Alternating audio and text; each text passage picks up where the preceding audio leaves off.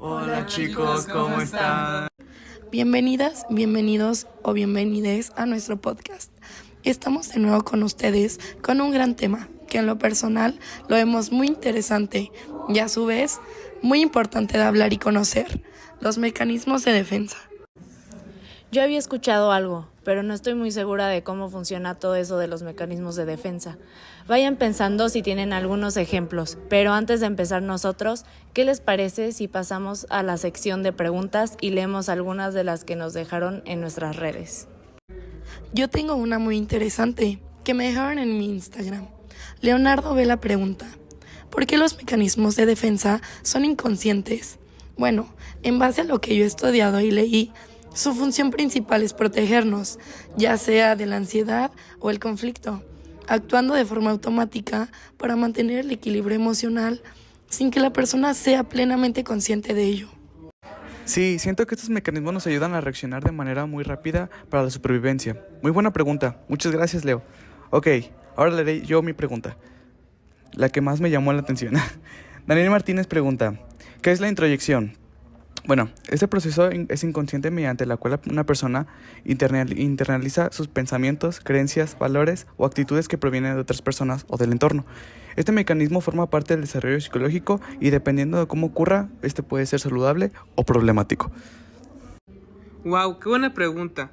Para empezar, este tema es muy interesante. En un momento les explayaremos más ejemplos sobre esto, pero por ahora yo responderé esta pregunta de Alan Álvarez, que me llamó mucho la atención, y siento que muchos lo hemos vivido. ¿Es normal que use mecanismo de defensa en mis relaciones? Y pues sí, es de lo más común, pues lo hacemos muchas veces inconscientemente para sentirnos seguros dentro de momentos vulnerables. Y no es algo malo mientras no cause problemas de comunicación entre ustedes. Gracias por todas sus preguntas. Nos está encantando responderlas, pero hoy solo daremos una pregunta más para continuar con la explicación de este tema y que no se nos vaya el tiempo. Ahí les va la pregunta que María me envió por mis redes sociales. Esta es: ¿cómo influyen los mecanismos de defensa en la percepción que tenemos de la realidad? Esta pregunta es bastante interesante y pues en sí todos los mecanismos de defensa moldean cómo interpretamos el mundo, a menudo priorizando la protección emocional sobre la objetividad, lo que puede ser beneficioso o perjudicial, según el contexto en que lo veamos y la frecuencia con que se utilicen. Bueno, ahora sí, para comenzar a hablar de este tema, ¿qué les parece si ahora nosotros les hacemos una pregunta a ustedes? ¿Sabían que los mecanismos de defensa son estrategias psicológicas que usamos inconscientemente para protegernos de emociones negativas o conflictos internos? Sí, así es. Pues como nos cuenta nuestra amiga Fer, pues hay diferentes tipos de mecanismos de defensa, como por ejemplo, pues el desplazamiento, la sublimación, ¿qué más? Pues la represión, proyección, negación, regresión y formación reactiva, aislamiento, condensación, racionalización. Y en este podcast, pues ahorita trataremos de explicarles y darles ejemplos de más o menos para que se guíen o en qué consisten más o menos cada uno de estos. Según yo, pues Freud fue quien empezó a hablar mucho sobre este tema, ¿no es así? Sí, así es, aunque sí un poco desconocido, su hija también, Anna Freud, desarrolló bastante este tema. Pero bueno, creo que lo mejor es que empecemos con lo básico. ¿Qué tal si cada quien menciona un mecanismo? Bueno, yo empiezo. Podría ser, por ejemplo, la proyección, que se me hace un mecanismo súper interesante que pasa cuando atribuimos a otras emociones o pensamientos que son nuestros. Por ejemplo, si estoy insegura en una relación actualmente, podría decir: mi pareja es quien no confía en mí, aunque en realidad yo sea la insegura. Ahí es cuando comparamos, entre otros ejemplos.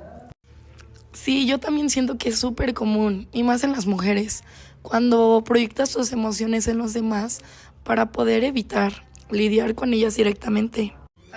Bueno, ahora es mi turno. Otro muy clásico es la represión. Por ejemplo, que sufrió un trauma podría olvidarlo por completo, aunque no significa que ya el trauma desapareció. Pero en términos más psicológicos, es cuando nuestro subconsciente bloquea nuestros pensamientos o recuerdos dolorosos para que nunca lleguen a nuestra conciencia. A mí también me ha pasado, por ejemplo, pues un evento que haya sido traumático y mi mente decide borrar una gran parte de ese recuerdo. Tal vez para salvarme de que me vuelva loco, no sé. La verdad, eso me suena muy útil, pero también peligroso, ¿no? Porque, pues aunque lo reprimamos, esas emociones pueden aparecer en otros momentos de formas inesperadas o tal vez que no nos podamos enterar y nos ocasione más mal que bien, provocando que nos somaticemos y eso que nos enfermemos. Entonces, nuestro inconsciente guarda todo eso, aunque no queramos. Aunque siento que es súper común lo que mencionas, pero a la vez turbio. Pero bueno, yo les voy a explicar la racionalización. La racionalización pasa cuando justificamos nuestras acciones, emociones o acontecimientos para que tengan sentido, aunque sea solo en nuestras mentes.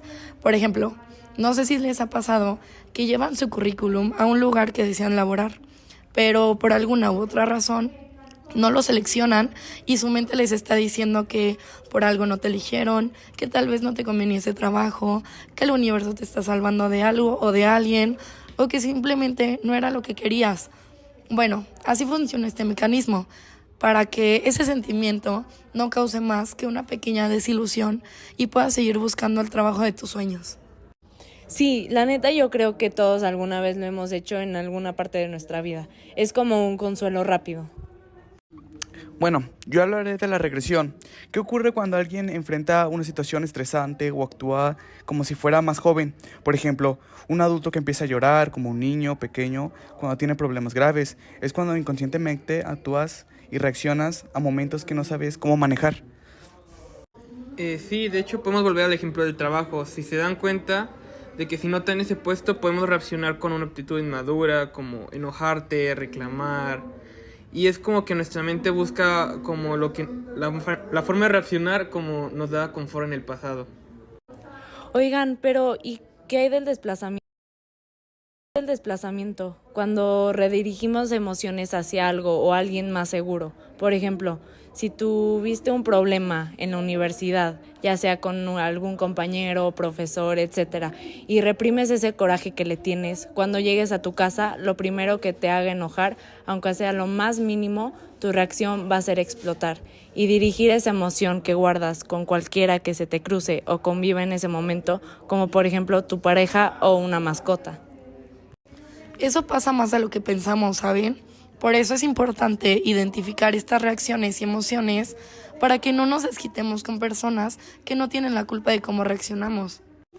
La verdad el tema está muy bueno y estas anécdotas que estamos abordando también están buenísimas, pero hay que recordar que se nos está yendo el tiempo de que rapidísimo.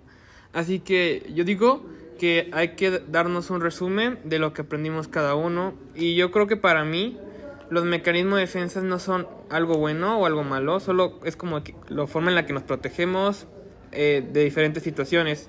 Pero si no los reconoces o no los controlas, pues nos van a complicar todas nuestras relaciones o incluso nuestra salud mental. Exacto. Para mí, pues es clave aprender a ser conscientes de ellos y a cómo controlarlos para poder manejarlos y pues no sufrir el tiempo después y más que nada pues enseñarnos a aprender cada uno de ellos. Bueno, para mí, en lo personal, me encanta este tema desde siempre, ya que los mecanismos de defensa para mí son una parte normal de la vida, no es como que los puedas evitar y es crucial reconocerlos para no dejar pues en sí que controlen todas nuestras emociones o relaciones a lo largo de nuestra vida. Por eso, a mí se me hace súper importante reconocer estos mecanismos. No se trata nada más de evitarlos por completo, sino de usarlos de una manera consciente cuando sea necesario. Por eso recuerden que esto no es un problema sin solución. Si alguien no sabe cómo manejarlo, el cómo se siente, no duden en profundizar y ver cómo trabajarlos en terapia. Pues yo creo que con todo lo que abordamos ya es suficiente para que puedan entender un poco el por qué reaccionamos de esa manera a diferentes situaciones. Y si tienen alguna duda, pues guárdensela. No es cierto, no se crean. Nos pueden buscar en nuestras redes sociales, las encontrarán en la descripción. Pongan ideas de temas que quieren que hablemos o en los próximos episodios para que las podamos analizar y pues aclarar sus dudas. Muchísimas gracias por escucharnos. Nos vemos en el próximo episodio. ¡Adiós!